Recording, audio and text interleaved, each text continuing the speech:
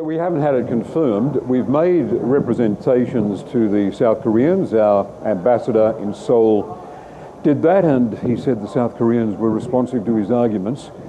We welcomed those reports yesterday that suggested the South Koreans were having another look at this, but we haven't been able to confirm them. If the South Korean minister comes to this meeting, I'll seek a conference with him and attempt to have them confirmed. And what will you say to him if you do get a chance to talk to him? I'd say that South Korea is an opportunity to consolidate its reputation as a country that's driving the growth in green power, that's moving towards a green economy, that has the opportunity to be a world leader in these respects, and that reputation would be compromised were it seen by the world as being in pursuit of lethal whaling. Well, let's move on to the announcement overnight on aid for family planning services in developing countries. Now, Australia will increase aid to $50 million a year by 2016. Where will that money go to?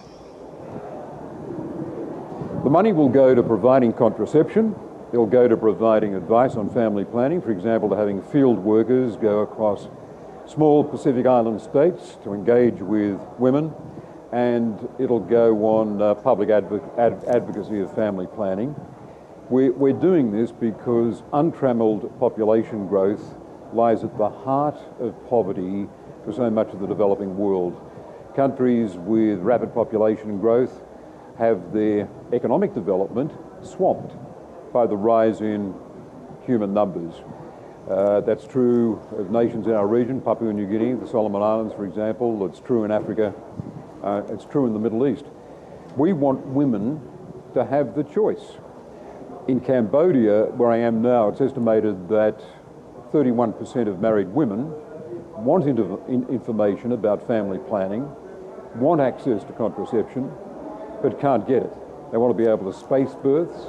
Some of them want to be able to cease childbearing altogether, but they simply haven't got a capacity we take for granted. In Papua New Guinea, only 1 woman in 5 has access to contraception, whereas in Australia, by contrast, 71% of women have contraception. So will you work with local authorities on the ground in these countries? How will you make sure this funding is distributed to those who need it? I will work with United Nations agencies and non-government organisations which are already there providing family planning advice. We're doing this with the Bill and Melinda Gates Foundation. We're doing it in partnership with the United Kingdom. The goal is to get $2 billion to reach over 100 million women around the world who are not reached at the present time with family planning information and opportunities. Now that is a major enterprise, but it requires developed countries like Australia increasing their aid budget, and we've done it. I'm proud to say that we're there in the lead, stepping up and saying we're doubling our spending on family planning assistance around the world. We're going to save women's lives. If we can pull this off, an extra $2 billion from the developed world by 2020, then we will save the lives of 200,000 women, an estimated 200,000 women who would otherwise die in childbirth. Now that is a tremendous humanitarian contribution. But in addition to that, by giving women choices, we're going to assist the haul out of poverty of so many of these countries, otherwise trapped in poverty by uncontrolled population growth. So will you be lobbying other countries then to try to get them to increase their pledge as well? We've already started that. The head of AusAid, Peter Baxter, is at the London Population Conference, which is meeting today. He's pressing the case, working very hard with his British counterpart. I've spoken to the British Minister in charge of aid, and he is delighted by Australia's support for this. I hope to meet Bill and Melinda Gates in San Francisco shortly, and again I'll be talking to them about how we can coordinate together in getting other countries, other developed countries, to make their contribution to this $2 billion by 2020. Getting information and getting contraception to over 100 million women in the world who haven't got it at the present time. given the magnitude of the problem and unwanted pregnancies lead to deaths in pregnancy and childbirth, are we pledging enough? Is Australia, should we be able to give more? I hope ultimately we can, but here's a plan that gets us over the next 4 years.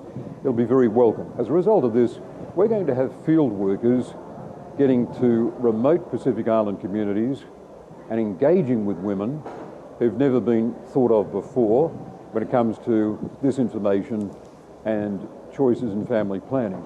We'll be doing that in Papua New Guinea. We'll be funding it in Africa. We'll be working with agencies that already do it and enriching for the financial support that enable them to expand their activity. Do you encounter any resistance at all when you provide these kind of services in some of these countries? Are there any religious objections that you encounter? No, I mean the demand by women to have choices in their life overrides whatever voices might otherwise be heard on this. Women want to be able to decide for themselves whether to end the childbearing in their life, whether to space births better, whether to re-enter the workforce, whether to help on a farm and turn it into productive by lending their labour to a family enterprise. Women just want those choices, and I think anyone who would argue against this would be very quickly marginalised. I mean, we've got 7 billion people on the planet. At current rates of population growth, by the middle of the century, we could have up to 10 billion. It is the major retardant on the economic development of much of the developing world. As soon as they make progress, it is swamped by the rise in numbers. And we've got to give people choices. As soon as you liberate women, as soon as you give women an opportunity to choose for themselves how many children they want to have, you see a curbing in the rise of population growth. There is an absolute connection between conferring choices on women and seeing population growth curbed in developing countries and economic growth take off.